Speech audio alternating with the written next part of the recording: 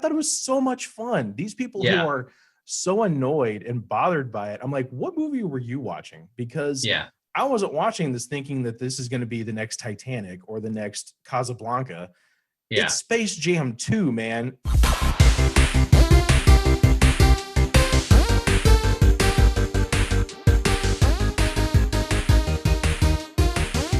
Okay. Did you go to the theater for Space Jam, or did you do both of these at home? Both at home. Both at home. Yeah, I did HBO Max. Not to say that I was burnt out on movies, or sorry, that'd be stupid. Not to say I'm burnt out on movie theaters. I'm like, it's episode like 6 or 7. You're already burnt out, like, man, we should take a break now. I was just like, man, I don't really feel like going to the theater because this whole time we've been seeing movies that we've talked about it that we wouldn't normally see in theaters, and Space Jam being one of those movies that I didn't necessarily want to see in theaters. So that's why I was like, you know what, I'll bite the bullet and go back to HBO Max. Plus, there's a lot of it opens up the door for a lot of other good movies coming out too. So we'll see. Yeah. Well, and we haven't had the most, the best experiences at the theater. Yeah. So I watched both of these at home as well. But I did watch, so today we're going to review Space Jam: A New Legacy, the new LeBron Space Jam, and Gunpowder Milkshake with Karen Gillan and all-star cast. But one thing I wanted to mention to you, because unfortunately the movie Pig is not playing in your city or near you. Correct. Yes. Which I kind of thought might be the case. You're not really near a larger city. You're kind of secluded, kind of small, like island on the Atlantic side. Exactly. But the movie Pig is kind of a small indie artsy fartsy kind of film. And on the surface, Nicolas Cage is a truffle hunter and his pig gets kidnapped. You're like, okay, here we go. Here's another terrible, totally implausible Nick Cage dumb B movie. Couldn't be more the opposite though. It's really, really good. But the reason I bring it up is we can review it after you finally get a chance to stream it or whenever it comes out or whatever. One thing that's always bothered me in the theater, because we talked last week about your experience with the people sitting right next to you. Yeah. And like, seriously, dude, there's a whole theater. Yeah.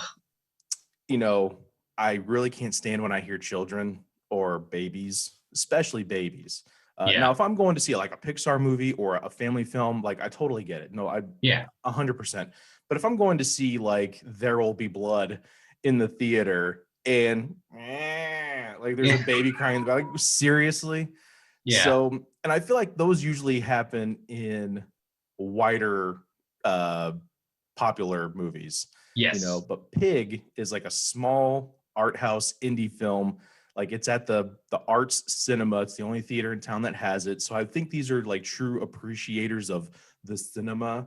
Yeah. And during the movie, so I think we were going to go on Saturday.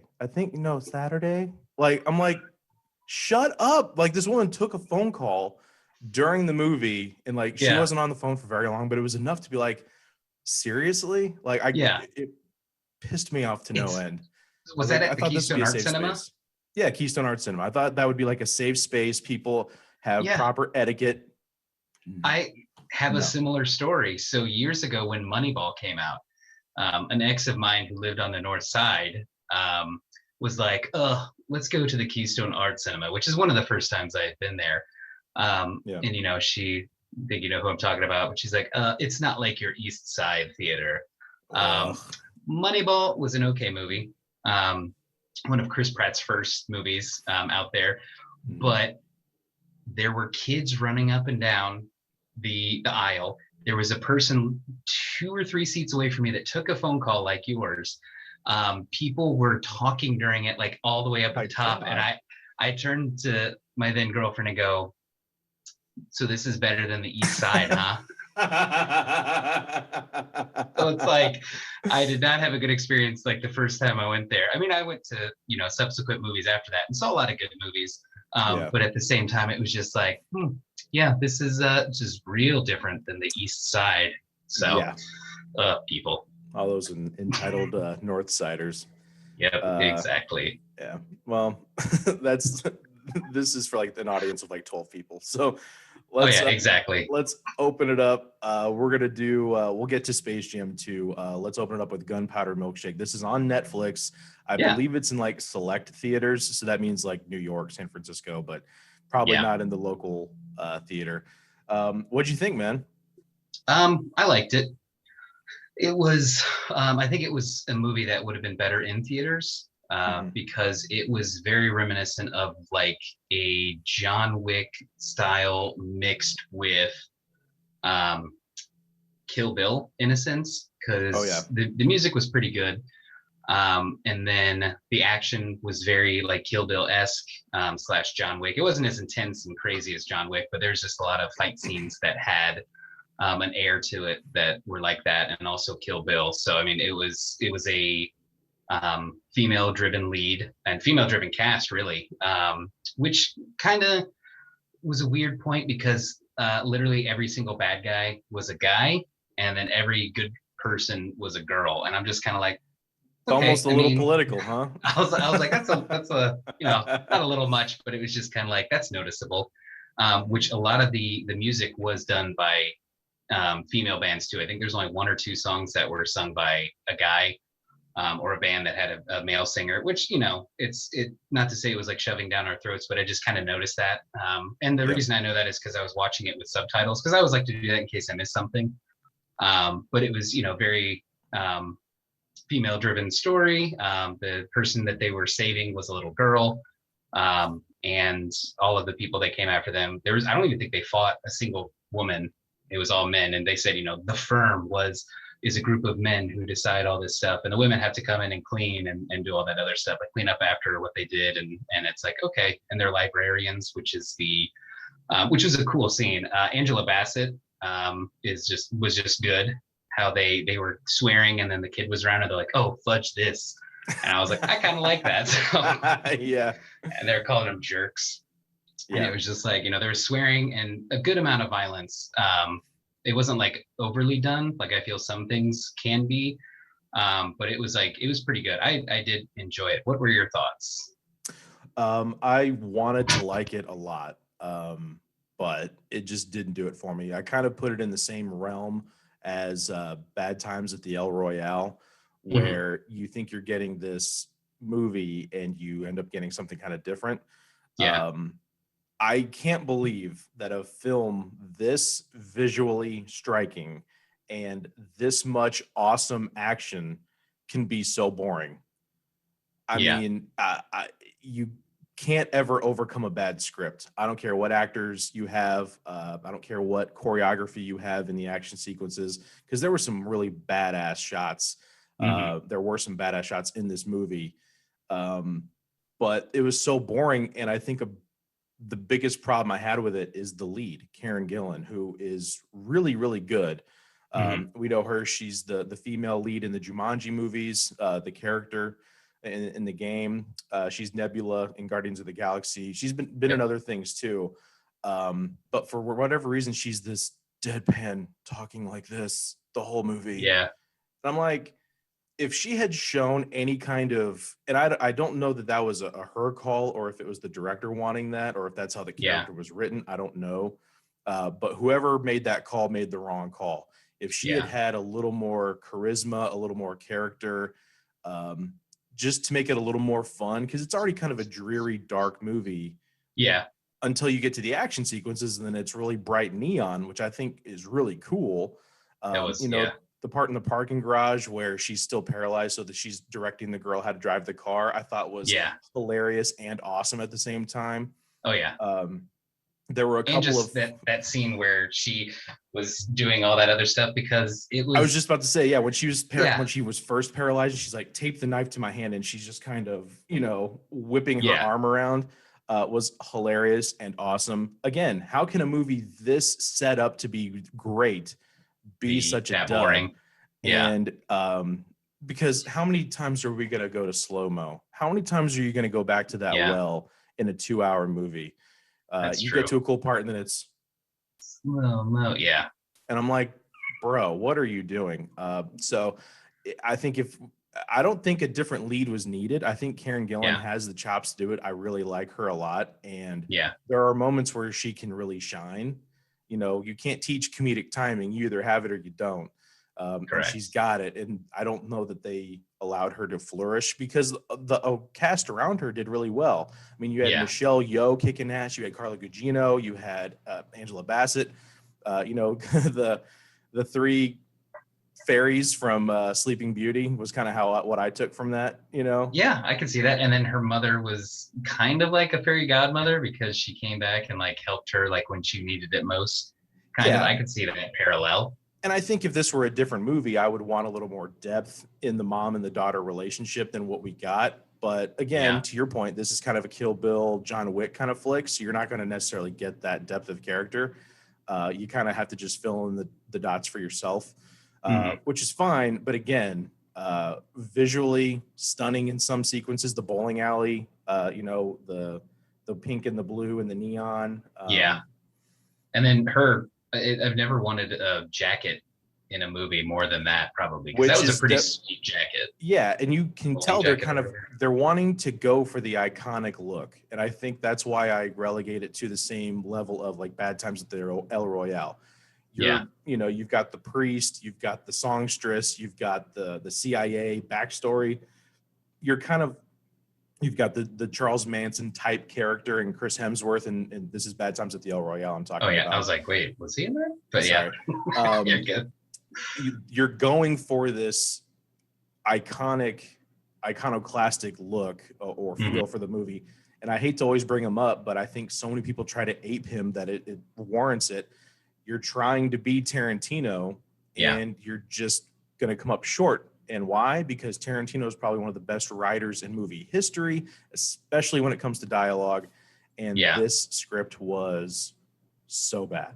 And that's that. Like, I honestly, the very first few or the couple first minutes of the movie were very Tarantino-esque. You could tell it was trying to copy him because, it come like they come in and she's like covered in blood, and she goes to the diner because she just did the job that this whole thing's about, and then Yeah. it cuts to 15 years ago, and then there's a scene, and then it cuts back to the future, and there's just like it was very Tarantino-esque, which is why I thought that it was very similar to Kill Bill because female lead, the flashback and the cuts and all that other stuff were very like the action scenes were. It looked like it was trying to be not shot for shot, but like very like that. But I feel like still some of the choreography was kind of lazy because at the end when they're fighting in the library and she's like finding all these weapons in the books, which was that part was cool, but she finds that big gold brick, Yeah. and I'm pretty sure like that size brick is like 60 pounds. Like it's and she was just like this. I'm like, I mean, more power to her. She's able to do that, but I feel like something that heavy, you can't just swing around like it's, I a brick. love So I love that you're totally fine with the 8 3/4 year old backing a car in between two cars without a scratch. perfectly. And then knowing where the lights were to turn it off. But the gold brick bothers you. That's A little bit, hilarious. yeah. Yeah, she was that also bothered me when she pulls in the spot, she was turn off the lights, and then she knew exactly where there was and it's like, okay, well, Yeah. that was like Fast 9. No, yeah, if you don't turn the brain off a little bit. Don't go pulling at that thread. Yeah. Yeah, that's like Fast 9 where that girl's like, I don't know how to drive, and then she drives a tank perfectly through the streets of Paris or whatever it was. Yeah. Monaco. So anyway, do we want to mention, hey man, what are you doing here for this one? Do you feel it warrants it? I'll let you do this one. Was it because I'm trying to think of who you think it is? Is it Paul Giamatti? 100%. What are you doing here? 100%. Okay. Because yeah, it just I was like, he's done a lot of independent films and a lot of good ones. I don't think he's been nominated for an Oscar. I don't think he's won any, right? Or he's been in films that have. Yeah, he's never won. But now that I think about it, I don't know that we can give this to him. Because he was in Shoot 'Em Up with Clive Owen, which was kind of similar to this. I'm thinking like Agent Cody Banks. Or that too. Or like Big Fat Liar. Big Fat Liar. Like dumb kid, dumb teen movies, preteen movies. Yeah. I don't know. I guess if we're going to call out Helen Mirren for being in Fast 9, then I feel like we need to call him out for being in this. It's not, I don't think it's that bad of a movie because there are parts I did like. I don't want to just crap on all of it. I'm just so disappointed that it could have been so much more. I mean, for being for taking pieces from other movies in the past and other directors' styles, it was still a fairly original storyline. 3 generations of hit women, and the library. I mean, it's all kind of cool.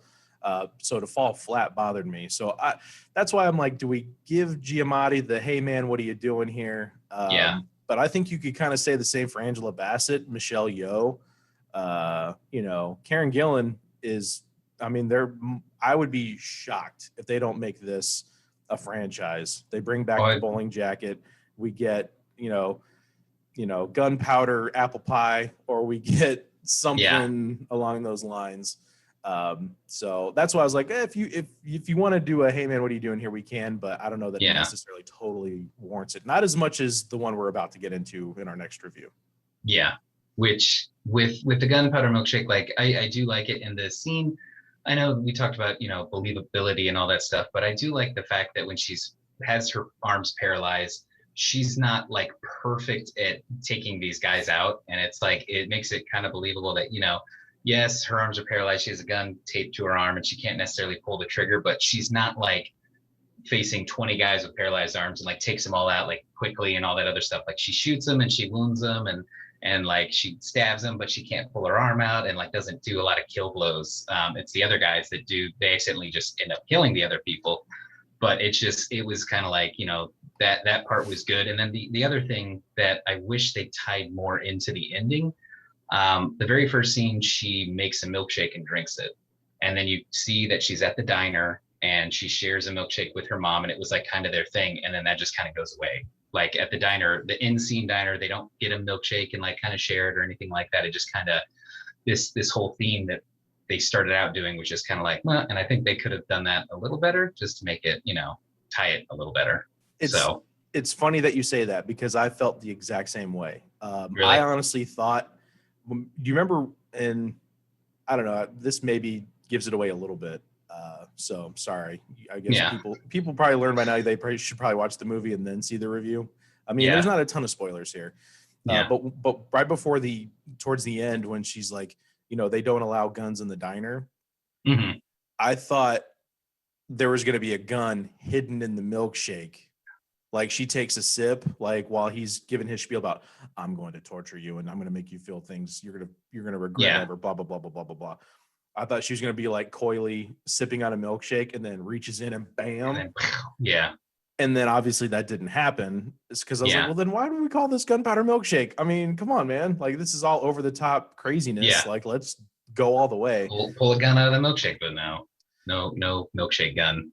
No such luck. So I give it 2 stars. There's some really fun action, but it's overall kind of a dud. And that's more to speak to it did not reach its potential. If you go into it knowing it's going to be just a dumb movie, but this one could have been so much more. Yeah. So I say, I give it 2 stars too. And I don't know if I give it a thumbs down or a thumbs up. So I'd just be neutral on that. Which, can you do that? Well, I was thinking about that, and we can kind of do whatever we want. This is our show. Exactly. But I like the star system, but maybe let's just do away with the thumbs up, thumbs down, because I feel like if we give it a thumbs down, that's telling people not to watch it. Yeah. And I want people to watch everything, make their own, this is just 2 idiots talking about some movies that we like or don't like.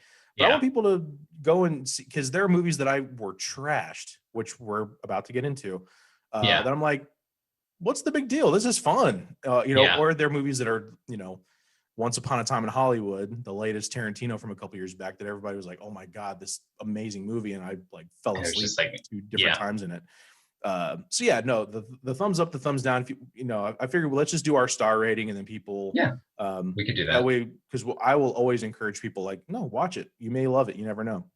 Yeah, because I mean, like I said, Zola was like critically acclaimed by it's like 86% fresh, and good God, I walked out. So to each their own. You want to watch, crappy movies, go ahead. But So okay, let's get into the next one, Space Jam 2, A New Legacy starring LeBron James. I'm fascinated to hear what you have to say. Now, did you do a rewatch of the original Space Jam by chance? I really wanted to after watching it, but I Yeah. watched it last night, and it was, by the time it finished up, it was like 11 o'clock, and I was like, okay, I can't wait. I can't watch the other one, and then compare it like I wanted to. So should have done it this morning, but ended up not doing that. But I kind of want to, just because the intro to it is, to the new one, I feel like, not the montage of like all the stuff, like LeBron's career and stuff. I think that was the same in the original Space Jam with Michael Jordan. So I think there's parallels to that as to why they did stuff like that. So yeah. But I didn't. Did you rewatch it after you did that? So I rewatched it before. Okay. I was like, I hadn't seen it in probably 10, 15 years, whatever it's been. I watched it a lot when we were kids, like over and over and over. Every time you go to Blockbuster, like, can I rent this again, please? Yeah. But no, I hadn't seen it in forever. And it holds up, honestly. It's interesting that people revere it so much, and then go to just battle to destroy this new one. Because I'll just go ahead and start. Okay, good. People are trashing Space Jam 2, A New Legacy. Like, this is so dumb and blah, blah, blah, blah, blah. And I don't get it. I really don't. Is it a great movie? No. Is it a Best Picture nominee? No. Is it a lot of fun? Yeah. And is LeBron doing so much more than what Michael did in the first one? Yes. I mean, you can do a rewatch of the original when we finish up, and you'll see like Michael Jordan's role in Space Jam. I'm not taking anything away from it because I did love it. Let's play some basketball. What are you talking about, Bugs? Baldy. Like, those were his line. Like, LeBron isn't going to win an Oscar, no, but he's legitimately playing a role. He's playing himself in the movie, doing a lot more than what Michael was asked to do. It starts, the acting is terrible. Even Don Cheadle. Yeah, Don Cheadle, which, again, hey man, what are you doing here? Would be my nominee for this movie. The Sarah Silverman, I don't know if she's like his agent or PR or whatever she's doing. The WB exec, I think it was. So all that to say, you need to watch it through the eyes of a 9-year-old, because it's not for you. All these people that are trashing it, like, it could never live up to Space Jam. Like, yeah, no, it can't, because you're not 9 anymore. You're not 10 years old anymore. And I was a little surprised at the runtime. The original Space 2 Jam hours. Is like, the original is like an hour and a half, maybe, and that's with like long credits full of, like, to your point, Michael's highlights. This is a full-fledged movie, and I saw people annoyed at, it's just a Warner Brothers commercial. It's just like Harry Potter and Game of Thrones and Mad Max Fury Road and all these Hanna-Barbera characters and all this stuff comes up. Like, I thought it was just supposed to be the Looney Tunes. I'm like, look, man, this is for kids. I don't know what the numbers are, but I would assume that the children of today don't know Looney Tunes like you and I did. And especially not like our parents, which was all they had. All they had was Bugs Bunny and Daffy Duck and whatever. We still knew that because we still had Saturday morning cartoons, but we all, we were the generation of Nickelodeon and Cartoon Network.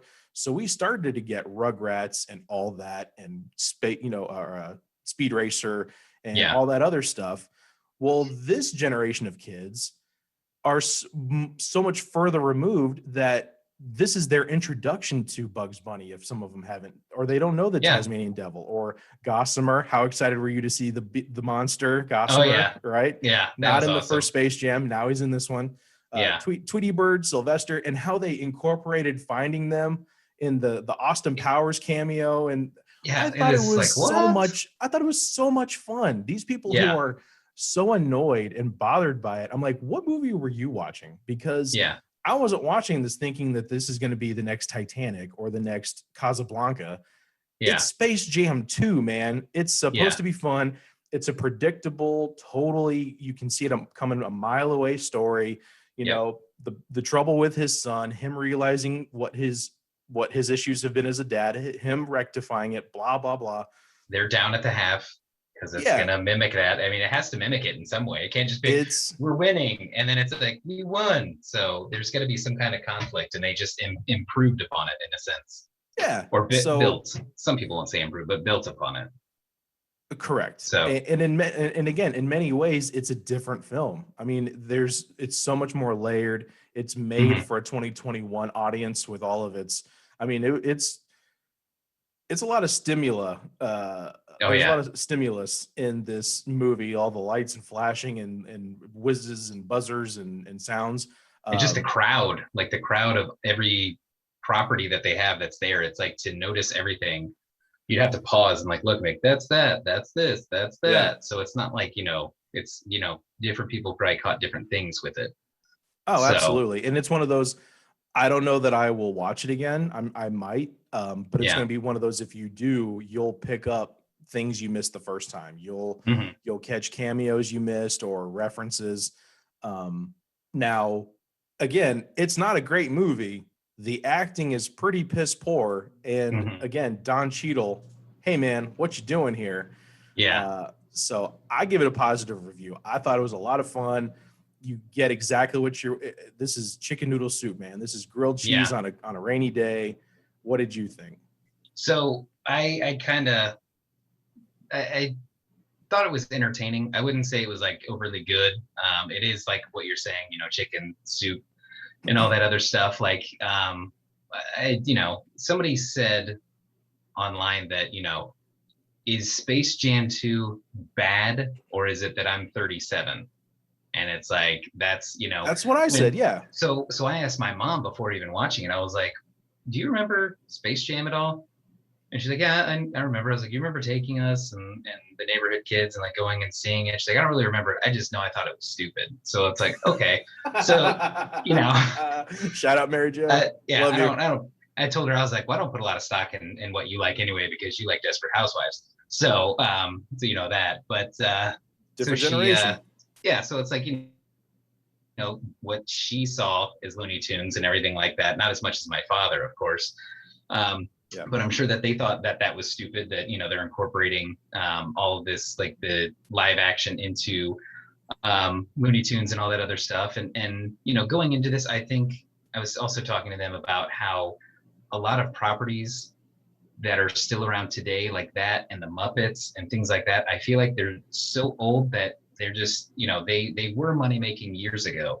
And it's something that, maybe it is time to let something go, but then you have something come out like this, and then you're like, okay, well, this will make it relevant for the next couple of years, and all that good stuff. So it's like, the Muppets, I feel like that's just something Disney just, hey, thanks, but no thanks. Like they try to do like an Office style thing and do all this other stuff. Whereas Looney Tunes, like you can incorporate it into this because you have a history with Michael Jordan. And I do like the little not allusions, but the little references, like wait, there's a all-star athlete here and we have to help our friends or gather our friends up to play something. It's like, oh, this sounds familiar.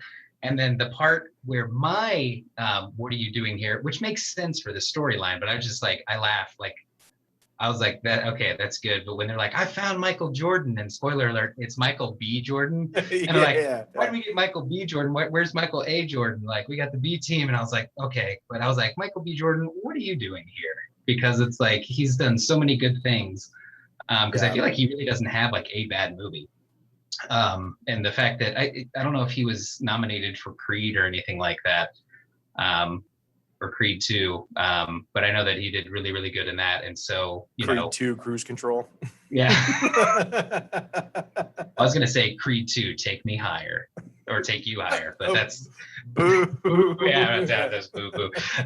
But yeah, so it was, and I think I talked about this before, but it was like they did have dated references, like the whole Matrix thing. Like unless you have seen the Matrix recently, or you have weird steel trap memories like we do, the opening scene to the Matrix where Trinity's in there and she's like typing and she's on the phone. They literally parodied that almost shot for shot with Granny and Speedy Gonzalez, kind of. So it's just weird to see that in like a kid's movie being like, well, that's actually a pretty violent movie for the time. And then all that. I get your point there, but I think part of that is, hey man, we know parents are going to have to take their kids to the theater, or they're going to sit there and watch this. Yeah. So, because when you do your original Space Jam rewatch, if you do you remember the part where they're on the court? Pulp Fiction? And yeah, you know exactly what I'm talking about. Yeah. I think it's Elmer Fudd or whatever, and then they shoot the thing, and then they're standing there like John Travolta and Samuel L. Jackson with the shades and the suits. Exactly. That's not for the kids. I don't want a 9-year-old to go watch Pulp Fiction, but that's for the parent to be like, yeah, I get that. I know that movie. Yeah, because it was, the original was 96 and Pulp Fiction was 93, right? Or 92? 94. Okay, so it's a couple years, so it's still relevant. Yeah, you're right though. Matrix is dated, but I think it was also like, hey, we have all this property. You know, I mean, King Kong is from the 50s, you know, originally, and the Flintstones are coming in, and people are griping about that. I just don't understand. I thought that it was going to be something like that.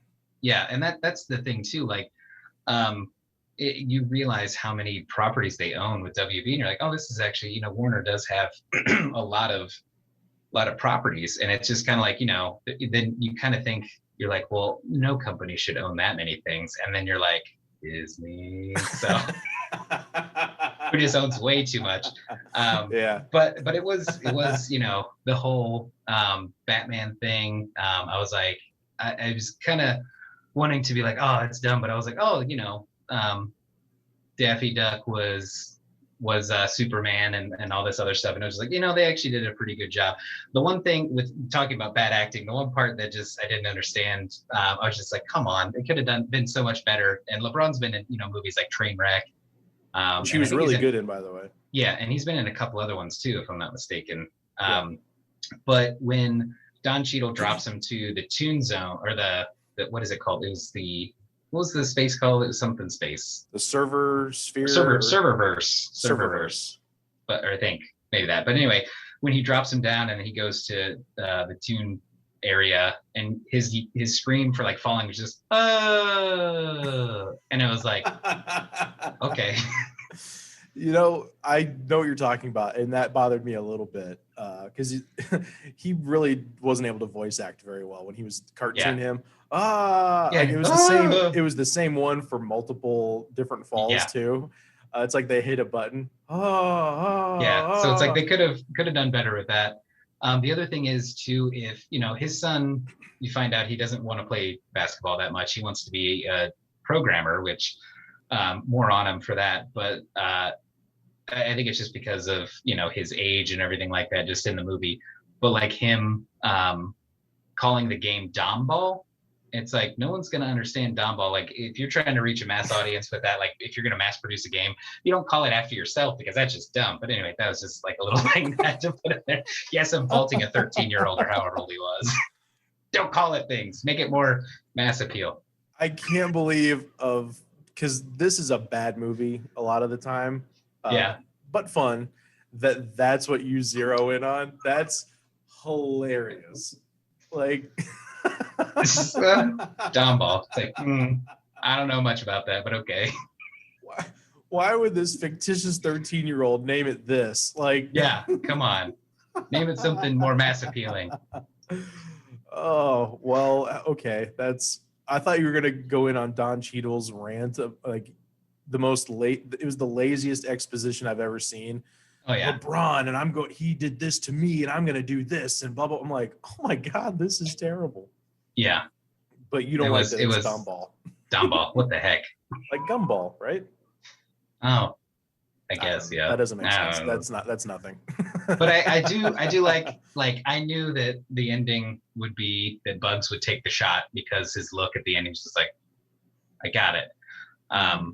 Which I do, to build on what you said, I do like the fact that they did explore these other properties by having to go and collect them. So it wasn't just like, hey, we have everybody here. Now we need to get an all-star here to play basketball. It's that, you know, we have the all-star here, we have to get a team. And it was, I did, you know, I did enjoy it as much as I feel like a lot of movies I'm going in and I'm like, oh, I'm going to hate this, which I should really just stop that. But I was like, I actually did enjoy it. So it was dumb, like you said, but it was entertaining to say the least. So yeah. How many stars you give it?